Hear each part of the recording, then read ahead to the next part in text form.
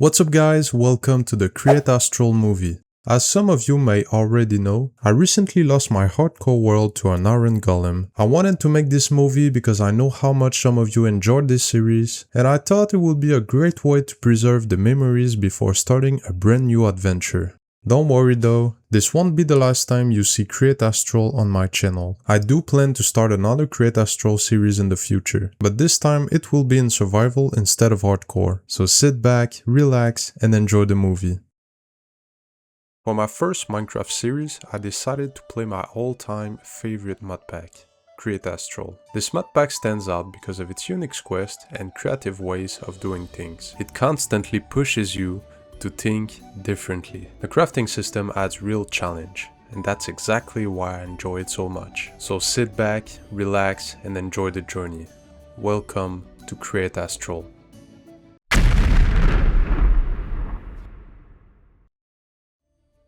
I spawned in the taiga forest, exactly what I was hoping for, since it has my favorite wood. So naturally, I did what every Minecraft player does first. I started chopping trees.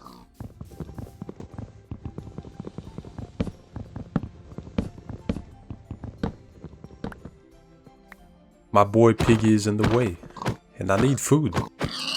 Now it's time to find a place for my base. But first, I need a bed. I spot a pack of sheep and wipe them out.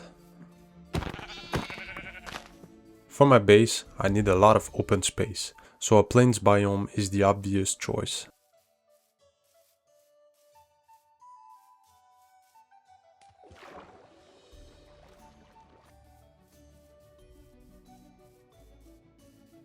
Not long after arriving, I found the perfect spot. A small river cut through the plains, and there was plenty of space. That was it. I found a small Create train station, looted it, and secured a good supply of rails for later. For now, I'm keeping it simple with a dugout starter base. The real house comes later, once I've got an automatic tree farm running. Before I can dig, I need tools. But in Create Astral, they aren't crafted the usual way. Each part has to be made through a specific process. To do that, I need patterns, and they're pretty easy to make. After that, I crafted a part builder, then a tinker station. Now it's time to make the tools. An axe requires 3 parts: an axe head, a tool binding, and a handle. Then you combine them to complete the tool. Same process for the pickaxe, only the head changes. Now it's time to carve out a place to call home.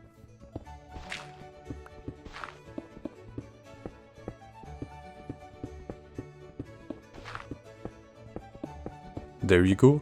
Now let's get comfortable.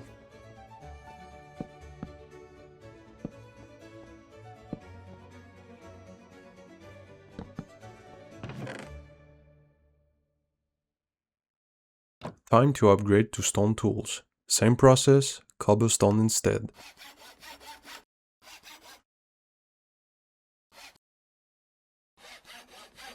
To secure my survival, I set up a small farm, carrots and wheat, so I wouldn't slowly die from hunger.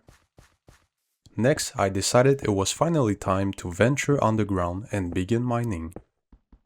After digging for a bit, I heard a skeleton somewhere nearby. It sounded close, but I couldn't track it down. And my pickaxe broke, so I had to head back to base and craft a repair toolkit.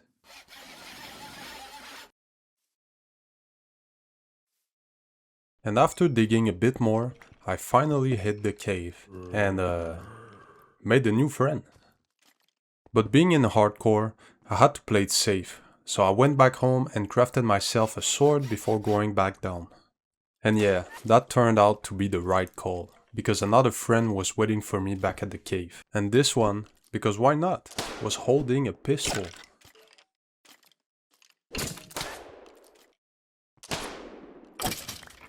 Alright, with that out of the way, let's go get some resources.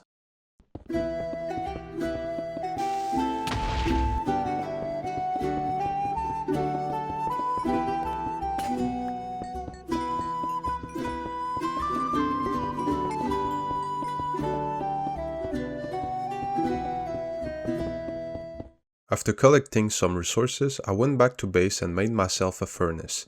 And of course, in Create Astral, you can't just craft it normally. You have to use raw materials.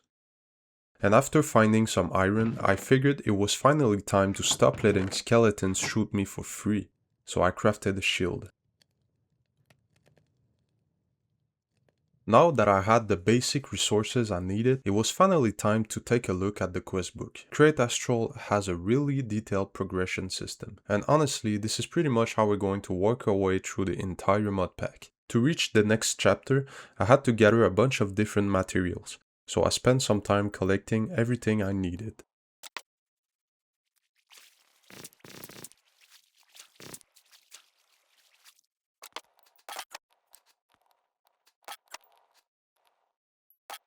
While looking through the quest book, I came across copper chests, and considering how quickly my storage was filling up, the extra space was definitely going to help. And since I already had the materials, I went ahead and made myself a full copper armor set. Right when I thought I was ready for the next chapter, I realized I was still missing some tin, so naturally I went straight back into the cave and started mining again.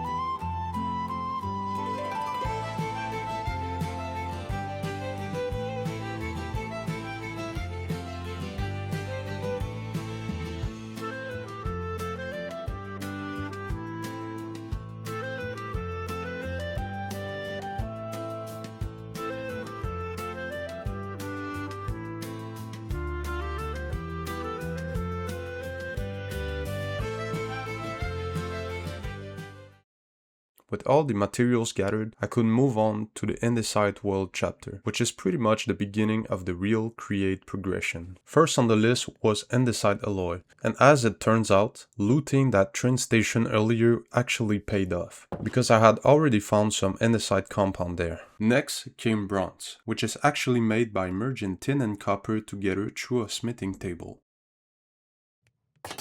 But bronze ingots alone weren't enough for most of the Create recipes. I actually needed bronze plate, which are made using a stone cutter.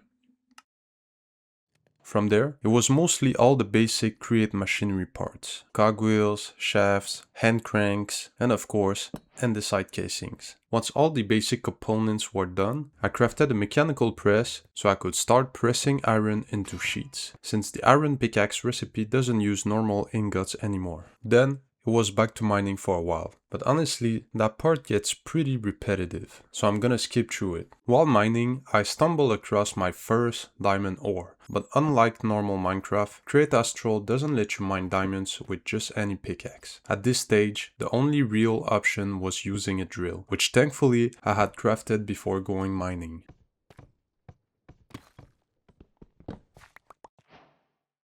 After returning from a successful mining trip, I crafted myself a Create wrench, which is basically one of the most important tools when working with Create machines.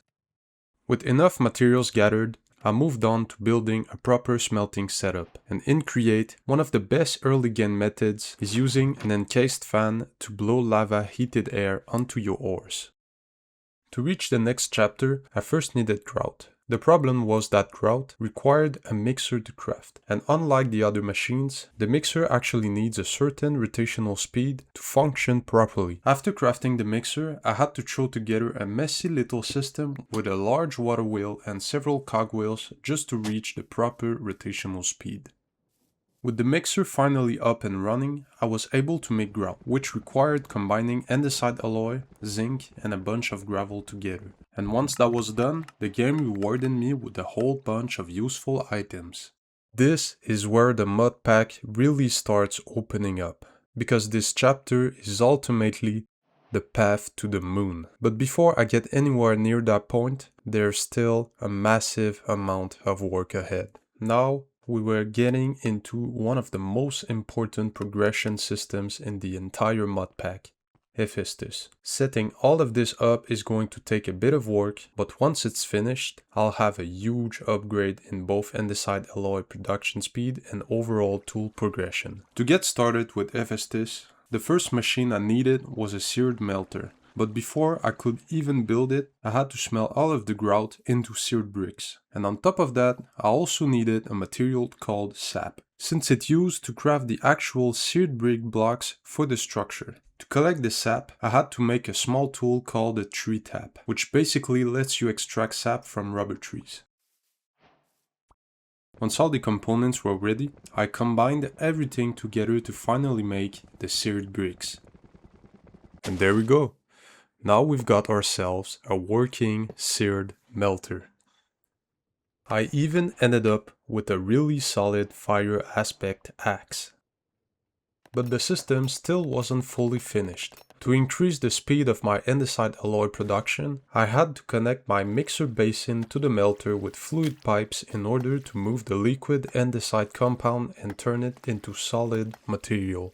At that point, all I have left to do was combine clay, andesite and iron nuggets to produce liquid andesite alloy. And honestly, this method is way better than regular crafting, because instead of using several materials for just one compound, the liquid setup gives one alloy for every single set of materials. Now that all the important systems were set up and running, I was finally ready to focus on one of the biggest upgrades so far, the automatic tree farm. So, to put this automatic tree farm together, I needed 2 deployers, 2 mechanical saws, super glue, and a mechanical bearing to hold the whole contraption together. From there, the setup is pretty straightforward. The mechanical saws cut the trees down, the deployers replant the saplings, and the chest collects all the items. And just like that, we've got ourselves a fully functional automatic tree farm. And since I was already building automation systems, I figured I might as well set up an automatic cobblestone generator too. And while the automatic tree farm slowly stacked up enough wood for the house project, I took the opportunity to work on a few preparations for the progression ahead. So I built a tunnel board to mine automatically and collect a good amount of deep slate for the roof of my house. The overall setup is actually way simpler than it looks. The deployers constantly place rails and redstone torches to push the tunnel bore forward. Another section of the machine collects those materials back afterwards so nothing is lost, and the drills mounted at the front take care of mining everything in the way. And once every component is in place, all that's really left to do is attach a few chests for item storage and glue the entire machine together so the contraption can function as one complete system. Now comes the fun part, actually testing the machine. The process is surprisingly simple. You power the card assembler with redstone, give the contraption a small push, and from there, the entire tunnel bore starts operating on its own. After letting the tunnel bore run for a while and collecting a solid amount of deep slate, I made my way back home and started organizing all the materials for the upcoming house project. I wanted the house to sit right next to the river because, in my opinion, builds always look better with water nearby. And with all the projects I'm planning for this world later on, I can already tell this area is going to look amazing. With all the materials prepared and ready to go, it was time to start building.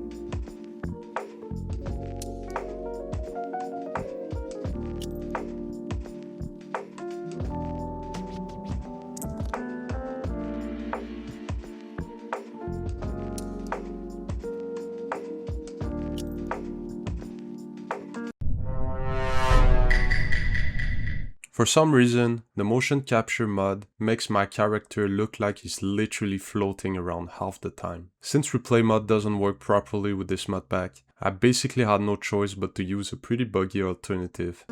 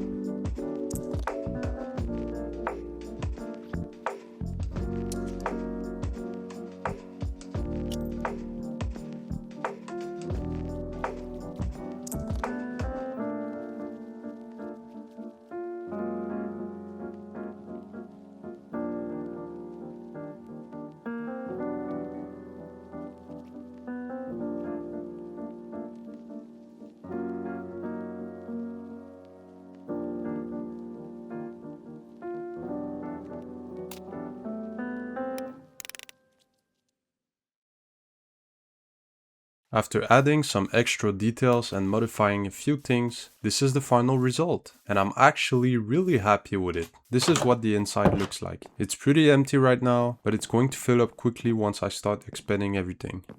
This is one of the modifications I made afterward. I added a whole bunch of water wheels so the machines could actually run at a decent speed.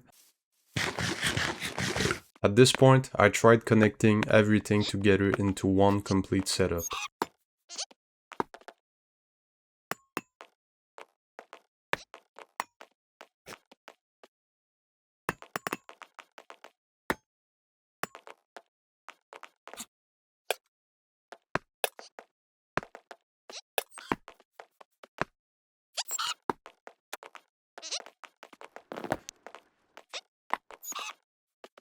From there, I connected the whole setup into the same improvised rotational network, just to keep the mashing speeds at a reasonable level. The system looks pretty messy right now, but later on we'll get access to speed controllers, which are basically going to simplify this entire process.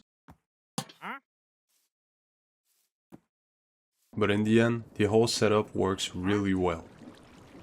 After that, I spent some time making the house much more practical by expanding the storage with copper chests, setting up several encased fans for different processing methods, and adding a dedicated crafting station. Right now, the outside of the house still feels a little empty, so I decided to make some paths to give the area more detail.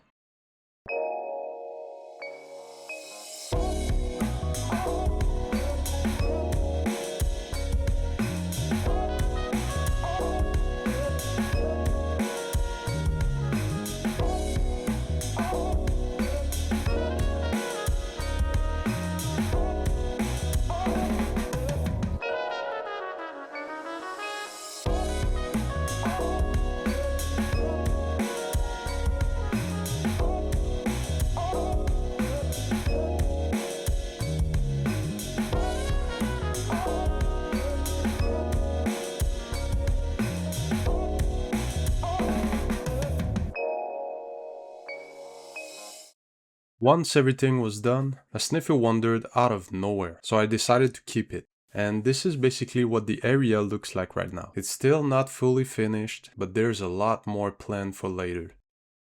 Sadly, the motion capture mod bugged out again, which meant no time lapse for this build section. I added a water wheel next to the house along with a little river flow to make the whole area feel more like a proper create base.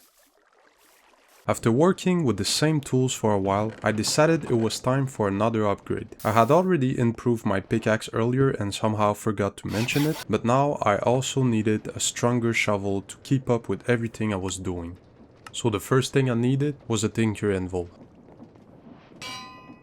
Once the anvil was ready, I just had to gather the right components for the assembly.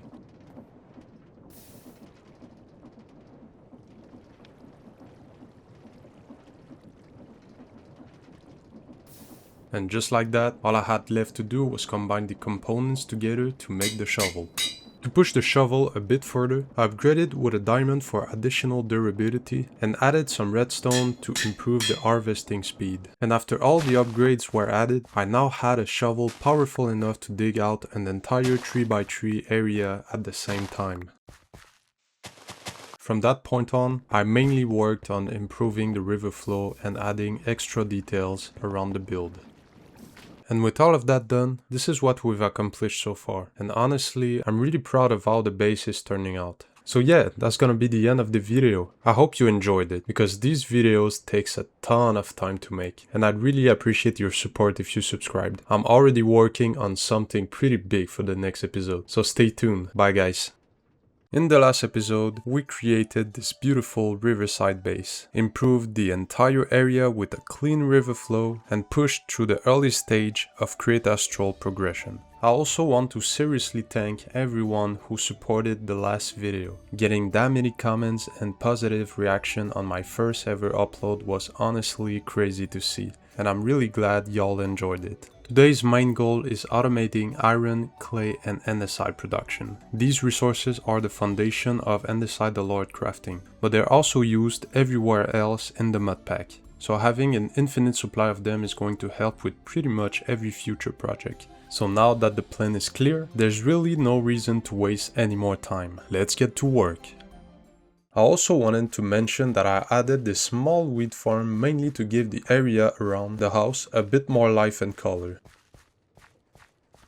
Before starting the actual project for today, I realized I was going to need animals pretty soon, especially sheep for future windmill power setups. So instead of jumping straight into automation, I decided to build a barn first. Because let's be honest, every Minecraft world needs a barn. Let's roll the time lapse.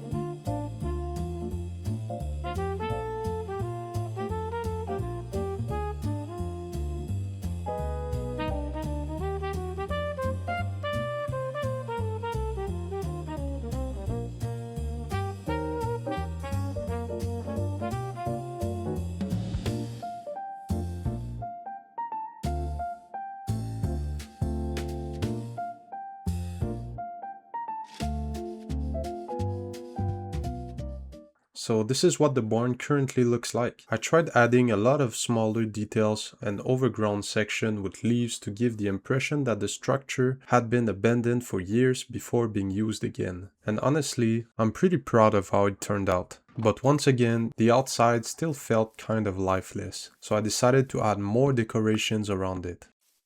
I added a bunch of hay bales along with some copycats hay bales to create little haystacks around the barn. From there, I swapped the flooring over to coarse dirt to make the barn feel a little more rustic and natural. And of course, I also added a few piggies to bring some life into the place. I even built a small area specifically for the sniffer so he could officially become part of the place. So after finishing most of the detailing, the only remaining step was connecting all the paths together to make the entire area flow properly.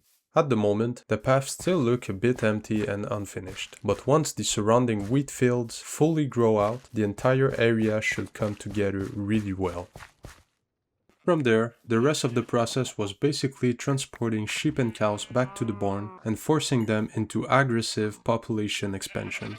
One other thing that I wanted was a backpack. The crafting process is a little weird, but it's honestly not that expensive. As I was worrying about the leather cost, I found a surprisingly cheaper way to get it. You can actually smelt rotten flesh into leather, which is kind of insane. So naturally, that's exactly what I ended up doing. For the rope recipe, I first needed straw, which you can get by crushing bamboo, so this part of the process was actually pretty easy.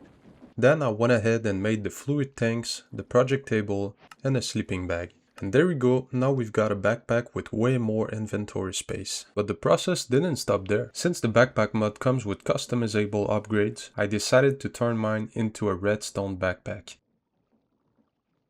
Now, since this series is heavily centered around the progression system of the mod pack, I want to make sure that every episode includes at least one meaningful step forward in the quest book. At the moment, rushing progression isn't really the priority because I still need a huge amount of materials and infrastructure before advancing too far. But even slowly working through a few important quests now is going to make things much easier later on. So one of the things I wanted to work toward was rose gold. It's not something I immediately need right now, but it becomes pretty important later in the progression. So I figured it would be smarter to prepare it ahead of time. And to make it, all I really had to do was melt down some gold and copper into liquid form, then pump both fluids into a mixer. And with the mixing complete, I now had a full bucket of molten rose gold ready for future crafting. We were honestly really close to starting the automatic farm, but I still needed a bit more resources first, so I went mining again. After making it back to the base, I spent most of the time preparing all the crafting components needed for the machine while also terraforming the area to make room for the future setup.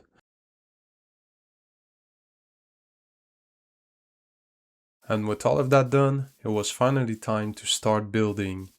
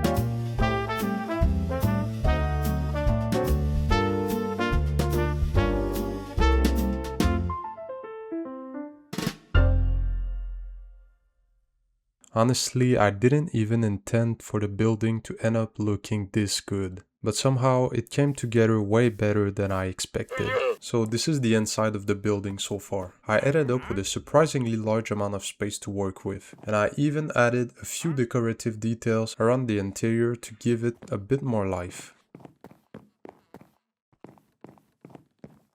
And yeah, I'm pretty proud of it.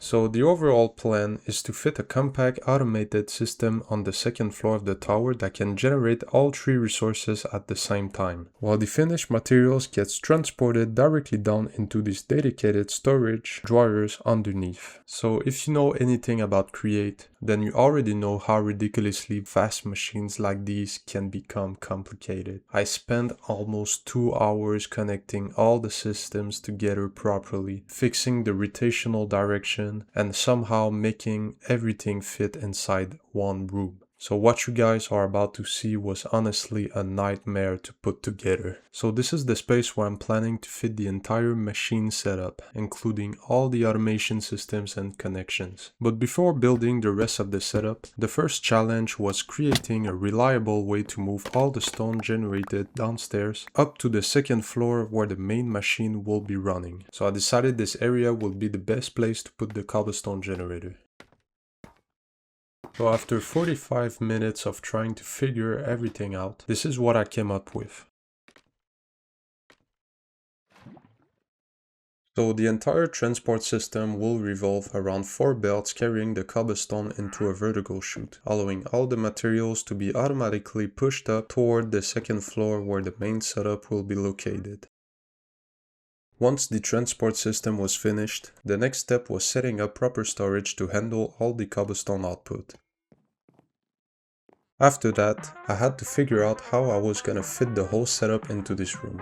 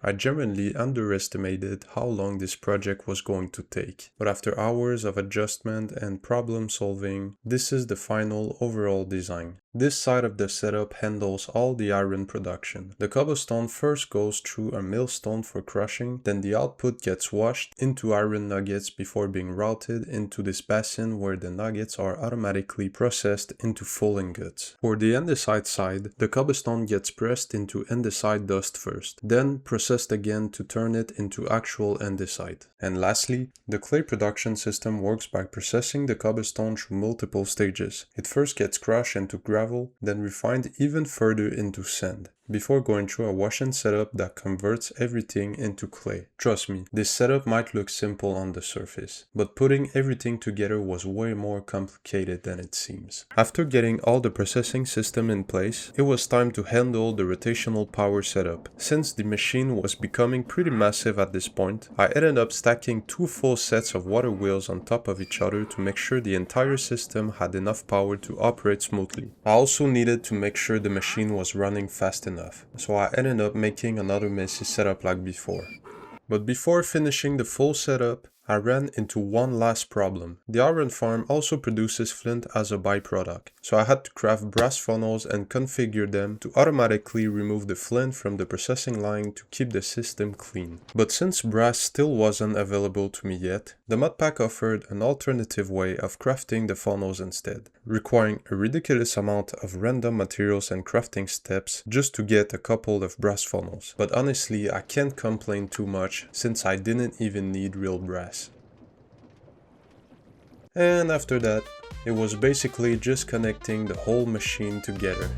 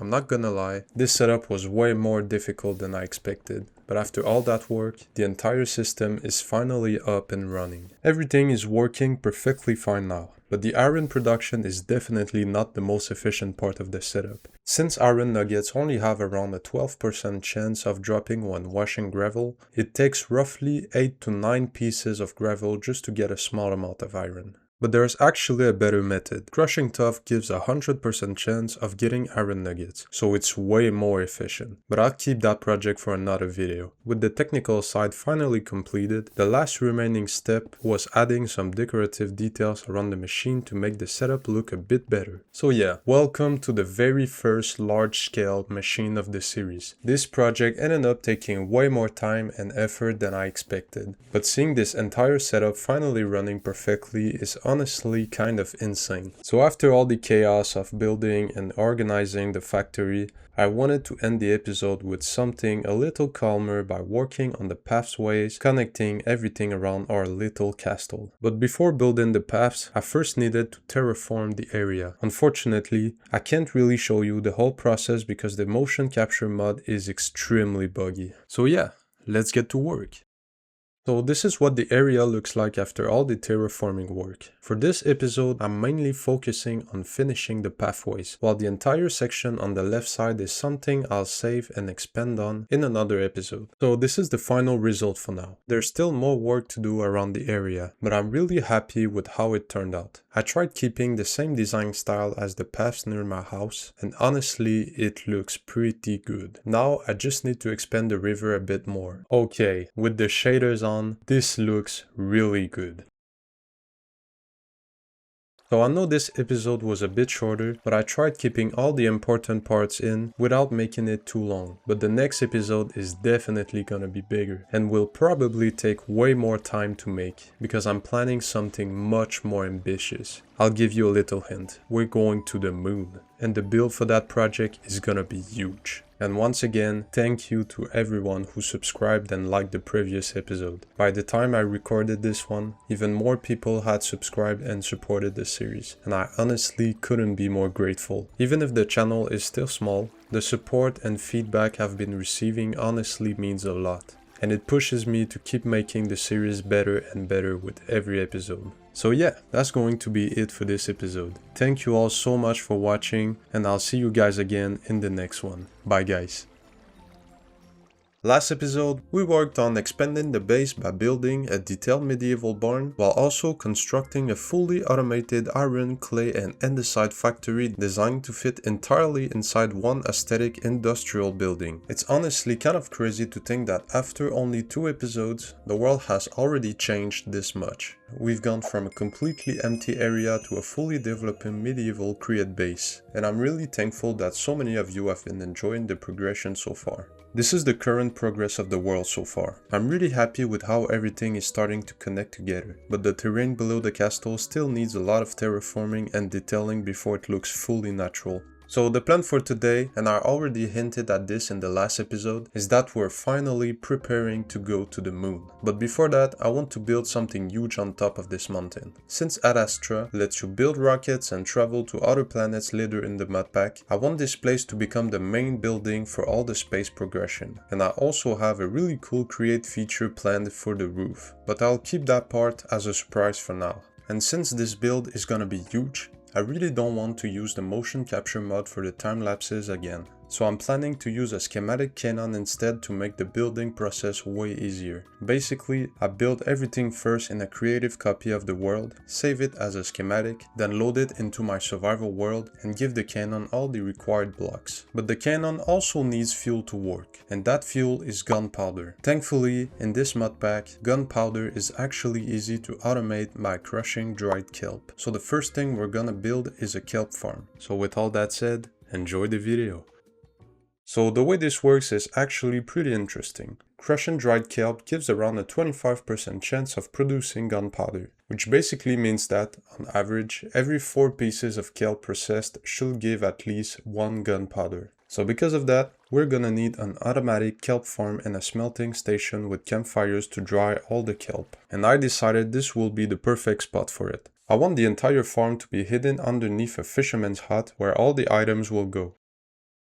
But before getting into all of that, I first wanted to show you how much the factory from the previous episode has already been producing in the background.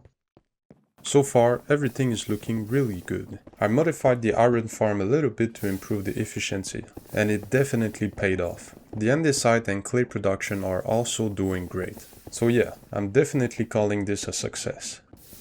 Now it was time to prepare all the materials needed for the kelp farm. So the process is actually pretty simple. First, you set up the area where the kelp is going to grow and be harvested. After that, you place down a mechanical bearing, attach mechanical harvesters onto the rotating structure, and just like that, you've got yourself an automatic kelp farm. While gathering materials for the project, I eventually ran out of andesite alloy, so I decided it was the perfect opportunity to finally make proper use of the factory we built in the previous episode and produce a fresh batch automatically. And while waiting, I decorated the back of the house a little bit by placing wheat around the area. And I may have also aggressively expanded the animal population a little bit. After that, most of the work mainly consisted of crafting and preparing all the remaining materials required for the project. I started by expanding the river floor, and honestly, working underwater gave me a hard time.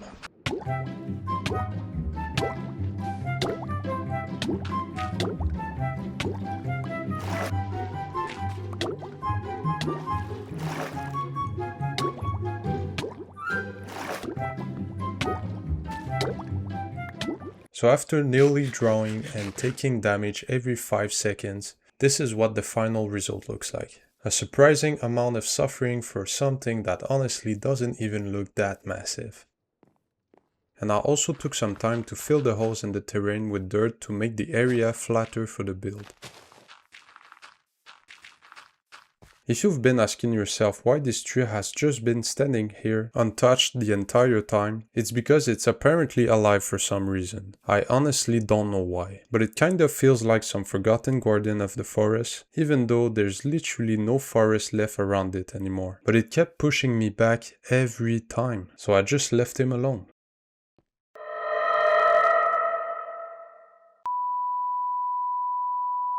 Yeah, that's what I thought.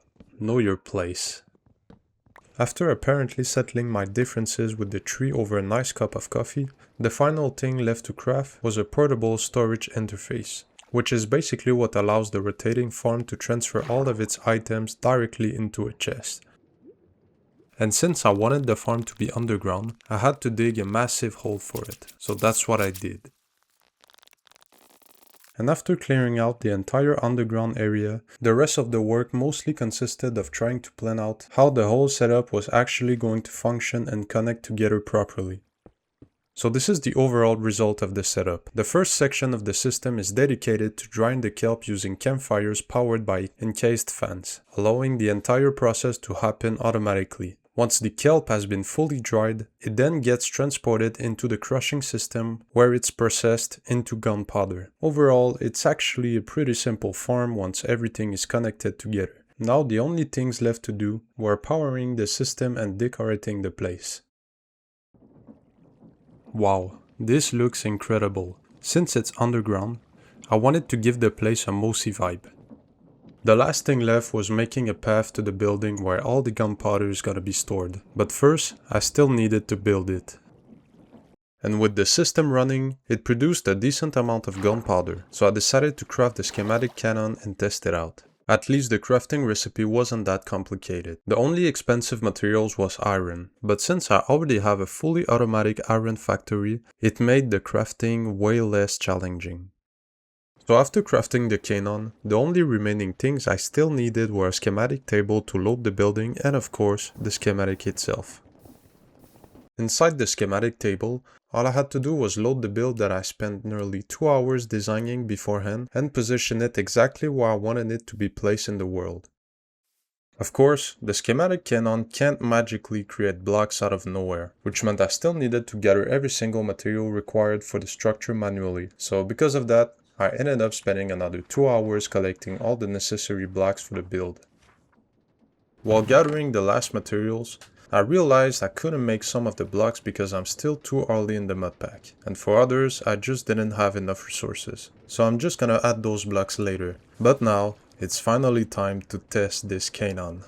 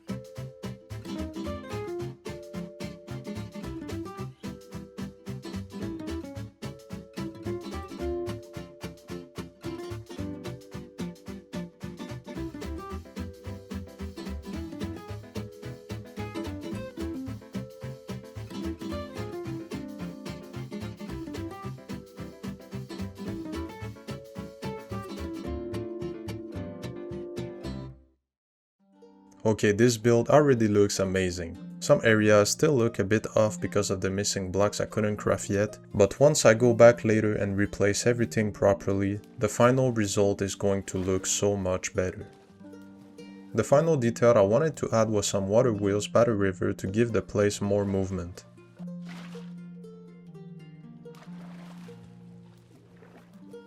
And just like that, we now have a fully functional fisherman's hut capable of automatically producing gunpowder in the background. I just needed to connect the farm to the build and decorate the interior a little bit before it was completely done. So this is the final result for now. I still needed to work on some of the decoration, but I already felt like the whole build came together really nicely. And thankfully, the farm was producing a really decent amount of gunpowder consistently, which meant the entire setup was working exactly the way I wanted. So basically, the farm makes the gunpowder underground, then it gets transferred into chutes and pushed upward by fans. So after decorating a little bit, this is what I came up with. I'm still not fully sure about the design though, so we'll probably change it later. From afar though, the entire build was looking really nice. And after that, I worked on building a proper pathways leading toward the farm, along with a small bridge to make traveling around the area a lot easier.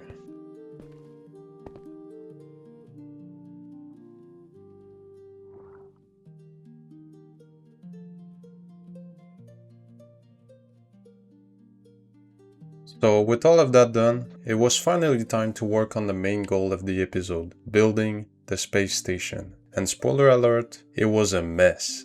So basically, instead of just building the structure in creative, I also terraformed the entire mountain in the schematic. That meant I needed a massive amount of dirt and grass blocks. And since I didn't have Silk Touch yet, I had to get a bit creative. Thankfully, the modpack lets us make grass block using a spout and water. But before I could craft the spout, I first needed to make copper casings, since the spout is part of the quest progression, and creating those casings required going through a small production process involving rubber and copper sheets. To keep everything compact and out of sight, I decided to build the entire production setup underneath my house. At that point, the only remaining step was making the copper casings. And with that finished, we finally unlocked and crafted the spout, which meant we could move on to the next part of the project. To keep everything centralized, I once again used the space underneath my house and built an infinite water pumping setup capable of providing a constant supply of water. And just like that, we only needed to feed the machine with dirt and it would automatically produce grass blocks.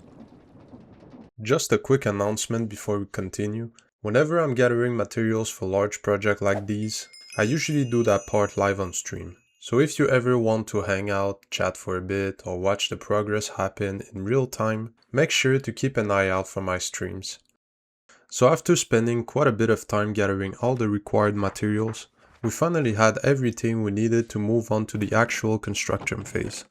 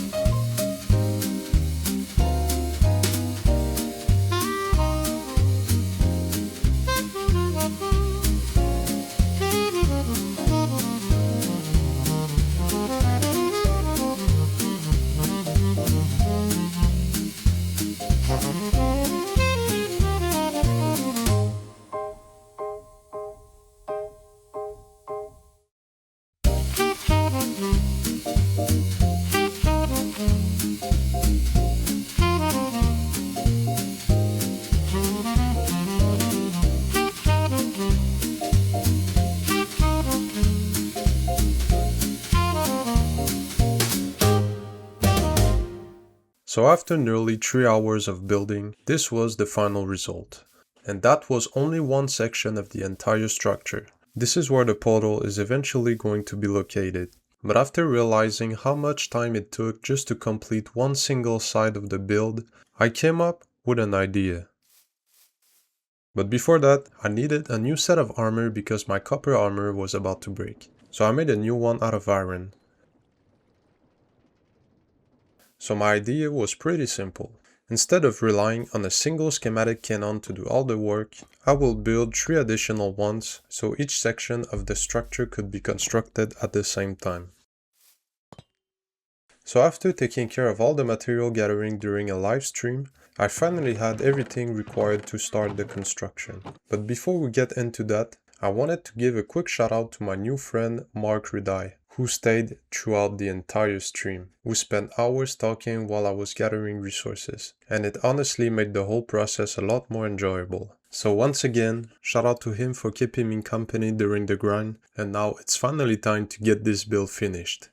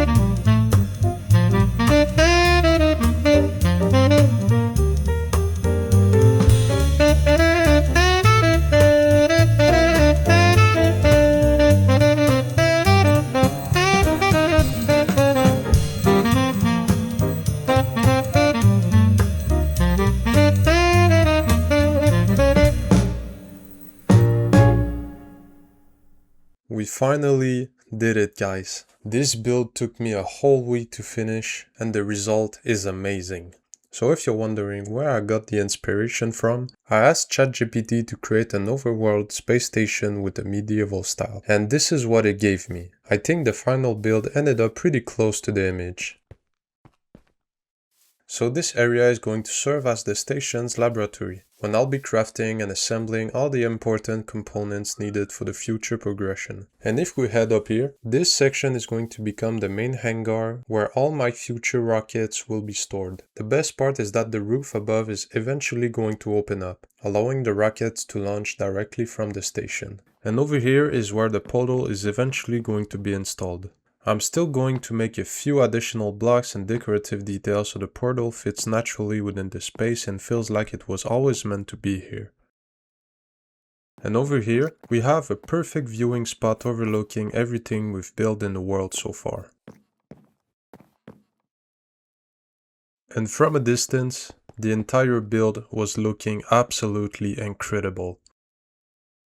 Now that the station is built, it's time to work on the quest. What I want in my laboratory is a bunch of automated systems so crafting items with multiple processing steps becomes much easier. So the first thing I wanted to work on was copper casings. The way this works is pretty simple. I put the andesite casings onto the belt and the machine handles the rest. Since the casings needs to be processed 3 times, I made the loop system using a brass funnels on the other side of the item vault. The funnel is filtered to reject copper casings, so any unfinished items get sent back through the machine until they finally become copper casings. The next production line I wanted to set up was for rose gold, because I'm going to need a lot of it moving forward, especially for crafting electron tubes, which are an important part of the quest progression. To automate the process, I first needed to build a seared melter capable of liquefying both copper and gold. Once melted, the fluids will be transferred into a mechanical mixer where they will be combined into rose gold before being sent into a fluid tank for storage and future use.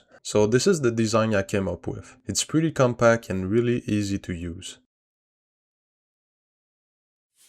The next thing I needed to automate was redstone chips, and this one was a bit more complicated. The loop system was easy since I just reused the same design as the copper casings, but the crafting process itself requires a lot more steps and also needs a spout filled with molten copper. But before moving on to the next machine, I decided to spend some time detailing the area and giving it the atmosphere of an old underground factory hidden beneath the station. And I think it looks really good. The ceiling is a bit empty for now, but I have a few ideas for it. So this is what I came up with for the redstone chip system. Like I said, the copper gets melted down and sent into the spout. And after that, the rest of the machine handles everything automatically. So now I think our laboratory is complete. I just need to power everything up and we'll be ready to go. And there you go, everything is running at a decent speed. I even added a little workstation in the middle to make it easier to craft whatever I need. So now it was time to test this out. I started with the copper casings, and everything worked perfectly. After that, I moved on to the rose gold production line and used it to make an electron tube. Now for the redstone chip. I still needed an item we had never made before, copper wire, which is produced using a rolling mill. Now I had access to redstone chips, which are going to be useful for a lot of crafts moving forward. As a reward, the quest gave me the schematic for the respirator, which will be used to supply oxygen to my spacesuit. To build it, I needed all of those items, and it practically used up all of my copper, so I'm definitely going to need a copper farm pretty soon. While I was busy figuring everything out, I also spent some time working on the ceiling and ended up covering it with moss. It already looks a lot better, but I think adding some glow berries later on will really help bring the whole area to life. So even though I still had a decent amount of copper stored back at home, I decided to go mining anyway. While I was at it, I figured I might as well start searching for a shimmer lake, since finding one is part of the final quest chain before we can make our journey to the moon.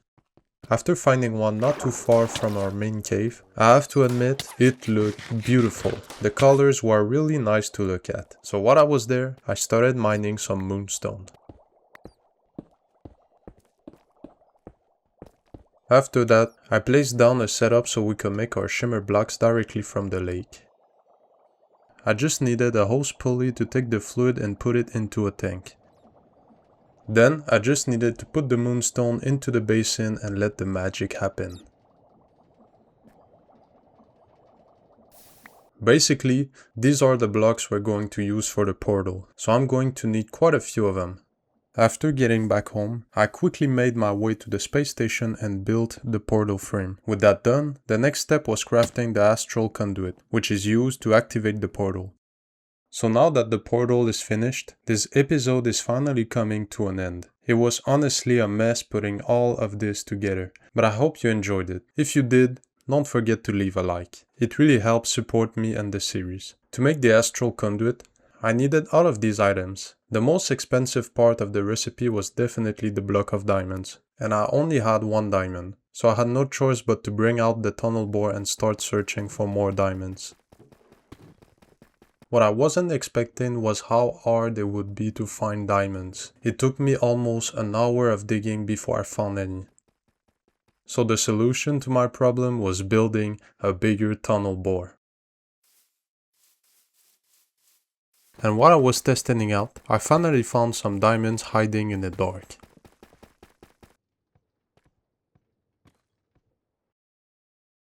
But I still needed a lot more, so I let the tunnel bore run for a while.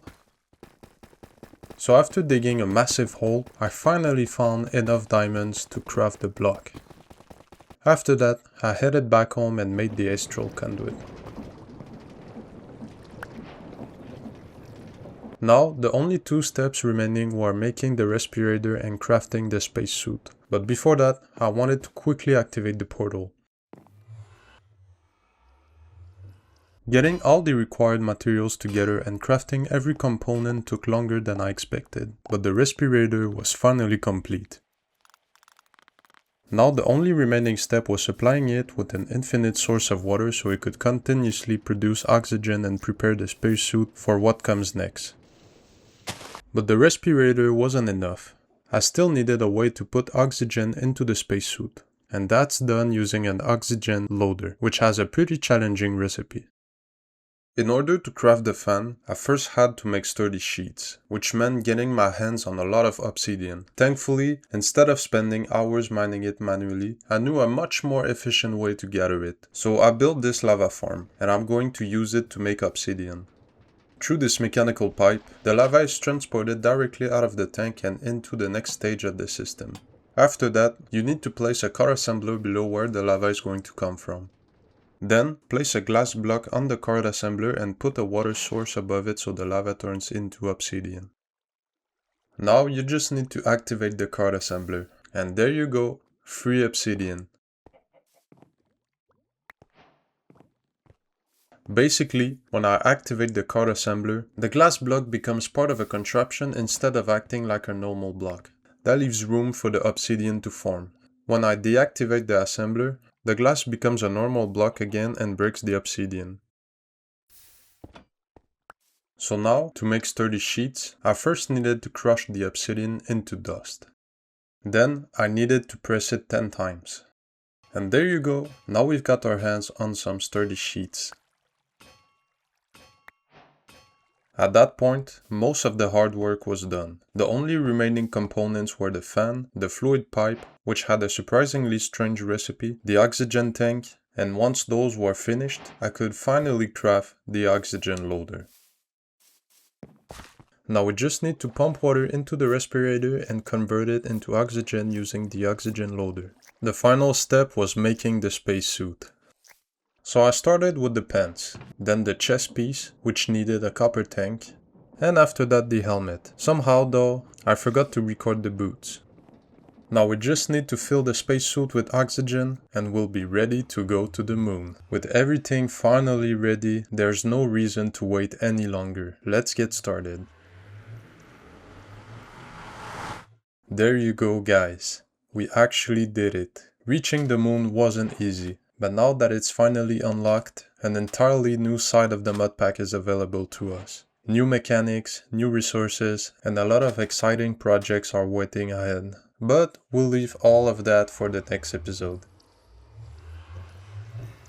And with that, we've reached the end of another episode. This project took countless hours of planning, building, crafting, and problem solving, but seeing everything come together made it completely worth it. I had an amazing time working on it, and I hope you enjoyed every step of the journey. If you did, leaving a like is a great way to support the channel, and if you're new here, consider subscribing to join us for what's coming next. Thank you for being part of the adventure, and until next time, take care. Bye guys. In the last episode, we finished building this incredible ground space station and officially set foot on the moon for the first time. It marked a major turning point in our progression and unlocked a whole new range of possibilities. Even then, the journey is far from over, and there's still a lot left for us to accomplish. Today's journey takes us beyond the safety of our base and into the unknown. Our goal is to explore the moon, uncover its hidden mysteries, and gather the resources needed for the next stage of progression. Back on Earth, we'll also be expanding our industrial capabilities with a powerful iron farm and a dedicated copper farm. Hey, future Bishop here while editing. I've decided to make a second part for the copper farm. Otherwise, this video would have taken forever to upload. Sorry about that. There's a lot of work ahead of us, and some parts are definitely going to be challenging. But if we've made it this far, I'm sure we'll make it through this as well. Now that we know what needs to be done, there's only one thing left to do: get to work. If you didn't see my last video, I made a long play where I decorated the area around the station and built pathways leading from the house all the way here. You should definitely check it out. So as promised, I went to the moon. One of the first structures I spotted on the moon looked like some kind of lunar restaurant. The strange part was that it appeared completely abandoned, which made me even more curious to explore it. The second structure I found was this nuclear station, and it turned out to be a very important discovery. These buildings contained blazes, making them incredibly valuable for future progression. Just as I was about to reach the restaurant and start exploring it, the game decided to crash. One eternity later. Thankfully, the crash didn't corrupt my save or erase any progress. And trust me, that's not always the case. I've had plenty of crashes in the past that ended up costing me hours of work. So once I arrived at Mike's, I quickly noticed a ton of useful Create Mod components scattered around the place. Some of these items are fairly expensive or time consuming to craft. So naturally, I took everything I could get my hands on.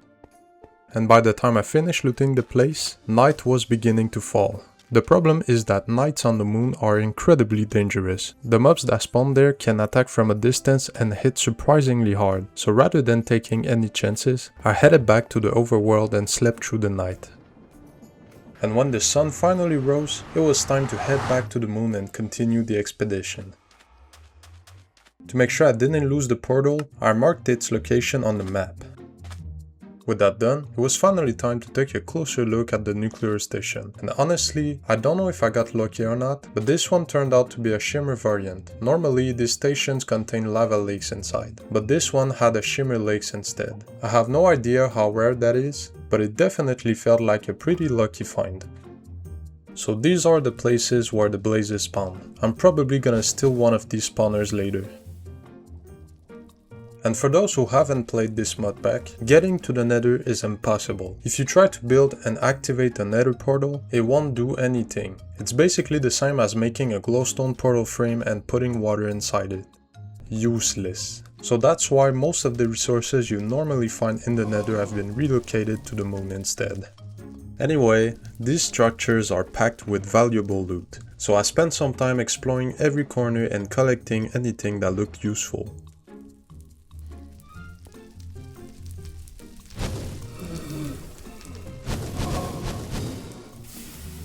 While exploring, I also came across a few stone meteorites scattered across the moon. From what I understand, these meteorites contain components related to a storage system that introduced later in the mod pack. There's even an entire quest chapter dedicated to it, but that's something we'll save for another episode.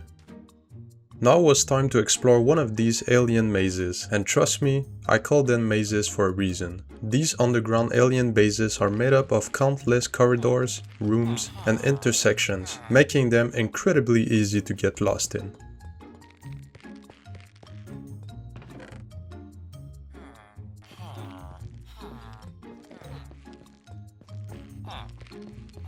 So after looting the place and getting lost more times than I'd like to admit, I eventually managed to find my way back out. And since night had already fallen on the moon, I decided to return home. I had looted so much stuff that even my backpack was full, so I had to clean it out. I even got some moon ores, which will be very useful later on. And now that I finally had access to soul sand, I could complete the fan setup that had been sitting unfinished for quite some time.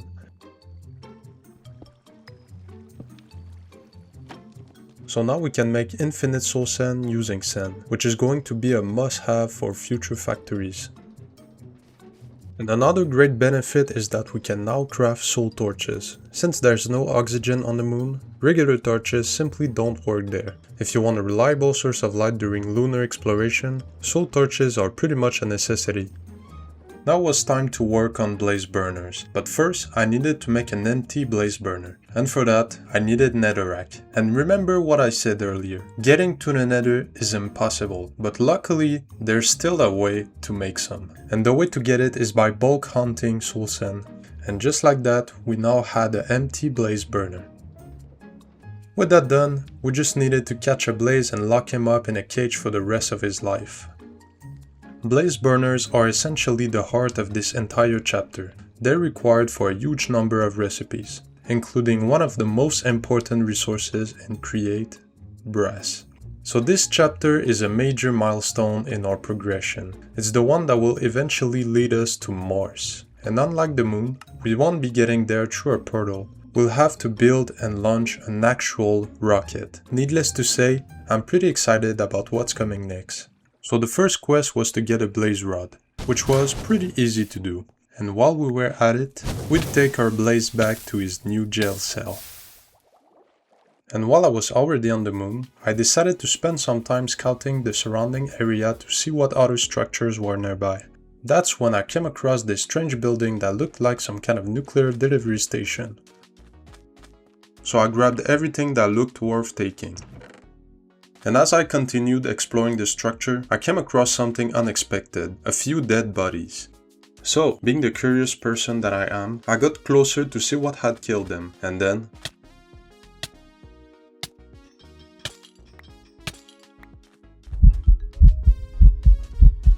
it was so obvious, and I barely survived. I was so scared of dying that I went straight back to my base. And I placed my spacesuit on an armor stand, knowing that I wouldn't be returning to the moon anytime soon. For now, it was time to shift my focus toward a much more practical project, the iron farm. And for those of you who are about to point out that I already have an iron farm, you are absolutely right. The problem is that the one I currently use just isn't efficient enough anymore. It's located too far away from my main base, which means the chunks aren't always loaded and the factory often stops working when I'm not nearby. The production rate simply isn't keeping up with my growing demand for iron, so that's why we're going to need a better farm. And the good news is that it's built using tuff, which is surprisingly easy to obtain. All we have to do is mix basalt and cobblestone together, and we'll have everything we need to get started. And to take things a step further, I decided to start producing brass. Not only is it a key resource for progression, but having a steady supply will make every brass related recipe much easier to craft moving forward. But before I could make any brass, I first had to melt down both the copper and the zinc. Once they were in liquid form, I could combine them together to create molten brass. And after that, I just needed to use an ingot cast to turn the molten brass into ingots.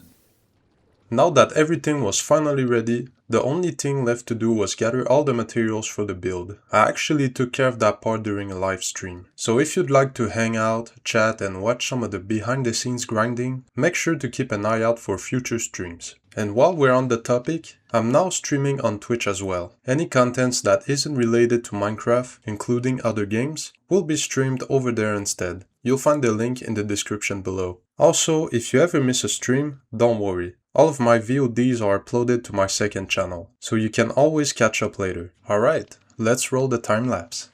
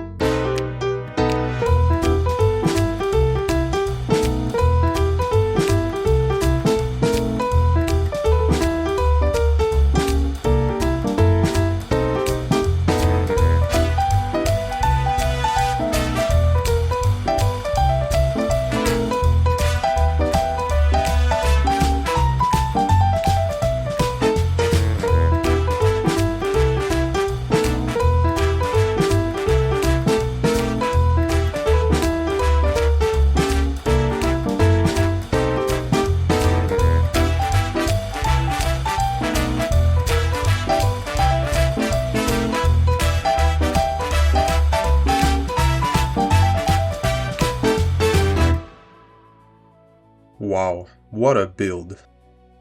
The interior is still looking a little empty for now, but we'll tackle that in a future stream. Even so, I'm really happy with how the structure turned out. And while gathering materials during the streams, I also spent some time decorating the exterior area on the second floor of the station. It completely transformed the space, and honestly, it looks so much better now. And while I was browsing through the quest book, I discovered that the Shimmer Heart isn't just a crafting material, it's actually used to summon a creature. So apparently, this is the kind of creature you're not supposed to awaken. And if you do decide to wake it up, let's just say it's not going to be very happy about it. We're definitely not prepared to fight something like that yet, but one thing is certain, someday we're coming back for it. And while I was streaming, I also prepared everything needed to build the proper elevator to the station. Up until now, the only way to get there was by climbing a waterfall every single time, which got old pretty quickly. So I decided it was finally time to replace it with something a lot more practical. I just needed to glue the entire structure together and figure out a way to power the elevator. With a chaotic mess of cogwheels and shafts, I managed to route power from the laboratory's water wheels all the way to the elevator. It worked, but the speed was pretty disappointing. And to make things even worse, I accidentally glued the entire terrain underneath the elevator. So after reworking the glue setup and adding yet another mess of cogwheels, I think it's finally safe to say that the elevator is complete. Now it was time to figure out how I was going to build the basalt generator for the iron farm. Luckily, producing basalt is very similar to making a regular cobblestone generator. The only difference is that instead of water, you use blue ice. To make blue ice, I needed 9 packed ice. To make packed ice, I had to wash regular ice, which is made by mixing snowballs with water. I said ice way too many times in that sentence. So in order to get the snowballs, I had to step out of my comfort zone and venture off in search of a snowy biome.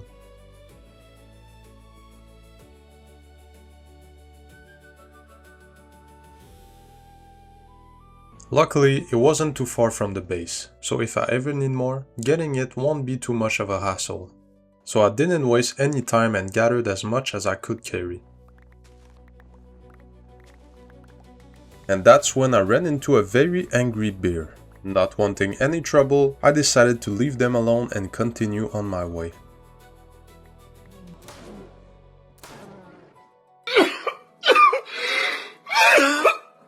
And with a full shulker box packed with snowballs, it was finally time to head back home. I put together a quick setup using my rose gold machine, and before long, I had produced plenty of ice.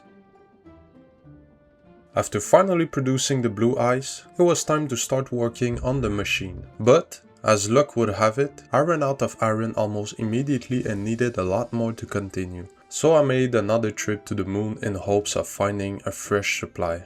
I didn't find any iron, but I found out that these structures contain a lot of create items, so I pretty much took everything. I also found out that the thing that almost killed me had a really nice item inside it. I was really surprised to see that these were Tesla coils. They'll help us automate a lot of things, and because they're pretty expensive to craft, I was very happy to find them. So I spent some time searching the area for iron, but no matter where I looked, I couldn't find much. Rather than wasting more time on the moon, I decided to focus on gathering anything else that might be useful before heading back to base with a rather disappointing total of just 3 iron. And back at my first iron factory, it had produced a total of 27 iron, which was the perfect amount for what I needed. With everything set up, we could finally start building the iron farm. The plan was to put the stone generators at the top of the tower and let the materials fall through the different processing machines. Once they reach the bottom floor, they will be fully processed into iron. So first I needed some iron vaults to make sure nothing overflowed, then I just had to build the generators on top of them. Then I added a few funnels to pull the stone out of the vaults and let it drop into the next machine in the production line. From there, the stone will fall onto these conveyor belts and be carried directly into the basins, where it will be mixed into tuff. After that, it would fall into the milestone and be crushed into iron nuggets.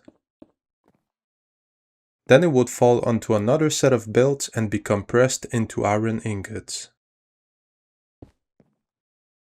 After that, I just needed to find a way to power everything, and the factory will be finished. After spending nearly an hour connecting everything together, I finally managed to power the entire factory using 16 water wheels. The only thing left to do now was craft a rotational speed controller. And after crafting it, I returned to the factory and finally brought the entire system to life. Before unleashing the factory's full potential, I carefully inspected every conveyor belt to ensure that each one was moving exactly as intended. One mistake at high speed could have brought the entire system to a halt.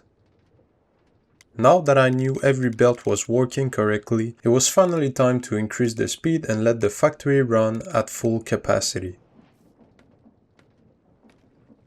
With everything finally up and running, we now have a fully optimized iron farm producing an iron ingot every 7 seconds.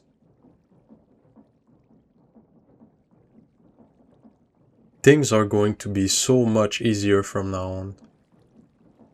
So that's going to be the end of today's episode. I know it took me quite a while to get this one out, and I want to apologize to everyone who has been waiting for it. Building these projects and editing the videos takes a huge amount of time, but I hope it was worth the wait. If you enjoyed the episode, make sure to leave a like and subscribe so you don't miss the next one. I also wanted to let you know that I've created a Discord server where you can hang out with me and other members of the community. The link will be in the description below. With all that said, thank you so much for watching, have a great rest of your day, and I'll see you all in part 2. Bye guys.